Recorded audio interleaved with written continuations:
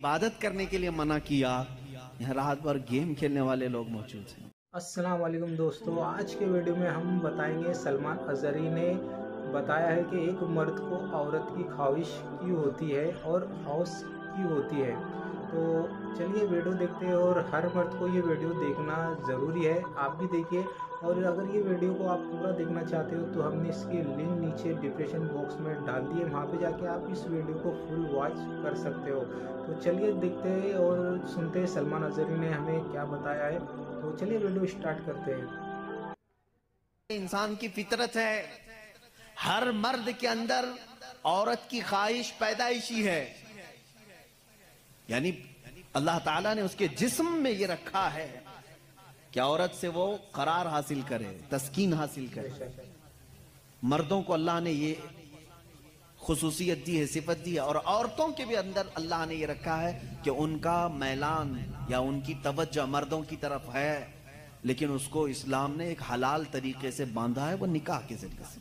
بے شک نکاح کے ذریعے سے باندھا اب ہوا ہے۔ اگر کسی پر پابندی لگا دیں، اگر میں کہہ دوں کہ میرے جتنے قریب کے ہیں، جتنے ماننے والے ہیں، ان میں سے کوئی بھی عورت کو ٹچ نہیں کرے گا زندگی بھر، تو یہ میں نے فطرت کے خلاف بات کی، فطرت کے خلاف ہی ہو یہ رہا ہے۔ فطرت کے خلاف بات کی۔ میں بول نہیں سکتا کہ تم شادی نہ کرو، نکاح نہ کرو، اور اسلام نے کبھی بھی ایسی پابندی نہیں لگائی۔ عیسائیوں نے اپنے اوپر لازم کر لیا کہ جو ان کا مذہبی ہوگا، ریلیجیس ہوگا، وہ عورتوں کو نہیں چھوئے گا۔ کتنی حیرت کی بات ہے، معلوم ہے آپ کو، آج دنیا میں ویمن رائٹس کی بات عیسائی کرتے ہیں جو خود نکاح نہیں کرتے، جی سچ بات ہے، عیسائیوں کے اندر جو پادری سچ بات ہے۔ نکاح نہیں کرتا، کبھی عورت کو اپنے ساتھ نہیں رکھتا، وہ وومن رائٹس کی بات کرتا ہے۔ حیرت نہیں ہوتی؟ عیسائیوں میں ایسا ہوتا ہے۔ کچھ نن ایسی ہیں جن کو زندگی بھر کے لیے پابندی لگا دی گئی کہ اب تم کسی مرد کی بیوی بن نہیں سکتی، سنیاس لے لیا اس نے، وہ کبھی یہ راستے پر آ نہیں سکتی۔ یہ فطرت کے خلاف ہے، اور ہم نے اس کے انجام دیکھے ہیں، بلکہ اخباروں نے آپ سب کو بتایا بھی ہوگا۔ حقیقت ہے حقیقت کہ ہے، جب بات صحیح فطرت ہے۔ کے خلاف کوئی بات کی جاتی ہے تو وہ چند دن تک تو چل سکتا ہے، لیکن پھر کہیں غائبانہ طور پر لاوا پھوٹ ہی جاتا ہے۔ سچ بات ہے ناظرین، ہم سب نے دیکھا ہے۔ اور اس کا انجام دیکھا ہے کہ کئی چرچ ایسے نکلے جہاں پر راہبوں نے نن اور دوسرے آنے والے بھکتوں کو ہی نہیں بخشا۔ یہ حالات ہوئے ہیں۔ اس کی وجہ یہ ہے کہ فطرت کے خلاف یہاں پر حکم دیا، یا انہوں نے خود اپنے آپ کو اس طرح کا کیا۔ اسی طرح سے بعض دوسرے مذاہب میں بھی سنیاس لینے کے جو طریقے بتائے گئے ہیں، اسلام اس کا قائل نہیں ہے۔ اسلام اس کا قائل معاشرتی نہیں ہے۔ مذہب ہے، جو سلمان اظہری سب کے صاحب نے ساتھ رہ کر کے بولا جینے ہے، والا بے مذہب شک ہے۔ 100% اگر صحیح بات ہے۔ دنیا کو ترک کرنے کا مطلب یہ ہوتا کہ انسانوں میں نہ رہا جائے تو کبھی رسول کریم صلی اللہ علیہ وسلم مدینے جیسے شہر میں رہتے ہی نہیں، جنگل میں جا کر کے رہتے ہیں، کنارہ کشی اختیار کر لیتے۔ لیکن اسلام معاشرتی مذہب ہے، یعنی لوگوں کے درمیان رہنے کا مذہب ہے، دین ہے۔ بے شک سبحان اللہ، اسلام ہم سنیاس نہیں لیتے۔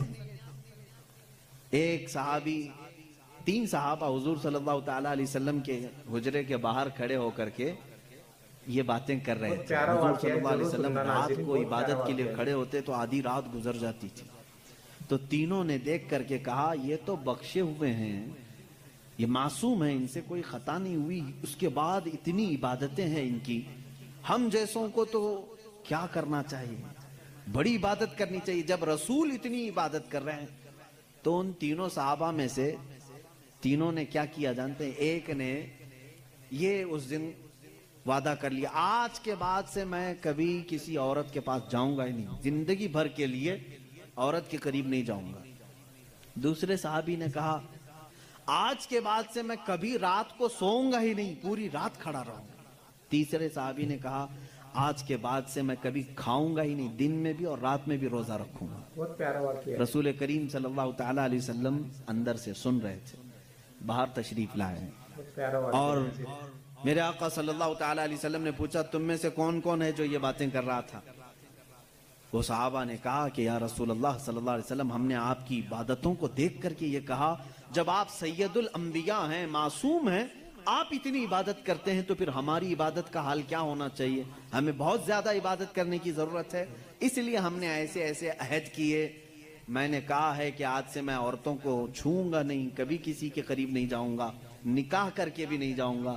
دوسرے نے کہا میں نے یہ کہا ہے کہ رات کو سوؤں گا نہیں۔ تیسرے نے کہا میں نے یہ کہا ہے کہ آج کے بعد سے کبھی کھاؤں گا نہیں۔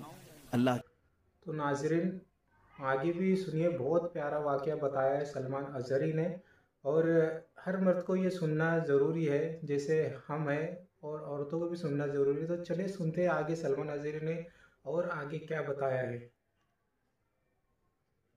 اللہ کے نبی صلی اللہ علیہ وسلم نے فرمایا اسلام یہ نہیں ہے، اسلام یہ نہیں ہے، میری سنت پر اگر عمل کرنا چاہتے ہو تو میں اللہ کی عبادت کا بھی حق ادا کرتا ہوں اور عورتوں کا بھی حق ادا کرتا ہوں۔ عورت کا حق ادا کرنا میں نے اسلام اپنی میں رات کو فرض تقسیم ہے۔ کر رکھا ہے، بیویوں کے لیے بھی حق ہے اور اللہ کی عبادت کا بھی حق ہے۔ بے شک اور دوسرے سے کہا تم نے کہا کہ رات کو کبھی سوؤں گا ہی نہیں، یہ بھی ہمارا طریقہ نہیں ہے، تم فطرت کے خلاف بات کر رہے ہو، بیمار ہو سکتے ہو، روزانہ رات پورے نہیں سو رہے۔ اب یہاں اس پر میں رک کر کے کہوں گا، حضور صلی اللہ علیہ وسلم نے اس صحابی کو منع کیا جو یہ کہہ رہے تھے میں رات بھر عبادت کروں گا۔ حضور نے فرمایا میری سنت یہ ہے کہ میں تھوڑی رات آرام کرتا ہوں اور تھوڑی رات اپنے رب کی عبادت بھی کرتا ہوں۔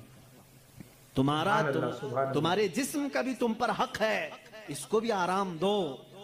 اور پھر تیسرے صحابی سے کہا میری سنت یہ ہے کہ میں افطاری بھی کرتا ہوں اور سحری بھی کرتا ہوں اور روزہ بھی رکھتا ہوں۔ ایسا نہیں کہ پورا پابندی کر لیا، جبکہ وہ رسول جن کو اللہ تعالیٰ جنت سے کھلاتا پلاتا ہے، اس کے باوجود میرے آقا صلی اللہ علیہ وسلم فرماتے ہیں کہ کنٹینیو روزہ رکھنا نہیں چاہیے، کہ تمہارے جسم کا تم پر حق ہے، کمزوری آ جائے گی۔ حضور نے منع فرمایا میں ایک دن روزہ رکھتا ہوں ایک دن نہیں رکھتا، یا میں افطار کرتا ہوں شام کے وقت اور دن میں روزہ رکھتا ہوں۔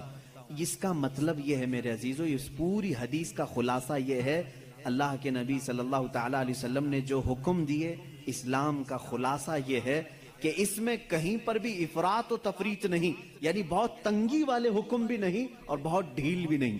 اسلام درمیانی راستہ ہے، درمیانی راستہ۔ اب یہاں ان لوگوں کو سوچنا چاہیے، حضور نے جس صحابی کو رات بھر عبادت کرنے کے لیے منع کیا، یہاں رات بھر گیم کھیلنے والے لوگ موجود ہیں، پوری رات بھر عیاشی کرنے والے موجود ہیں، ان کو تو رات بھر کھڑے ہو کر کے عبادت کرنے کو میرے آقا نے۔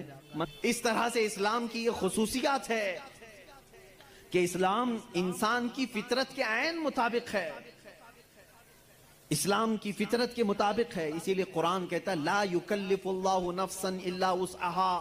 میں آج چیلنج کرتا ہوں، ایک ایسا حکم لا کر کے دکھا دو، ایک ایسا حکم اسلام میں کہ جس میں ایسا لگتا ہو کہ یہ انسان کے لیے بھاری ہے۔ ایسا نہیں ہونا چاہیے، ایسا نہیں ہونا چاہیے تھا۔ اسلام نے اپنے ماننے والوں پر یہ پابندی کیوں لگائی؟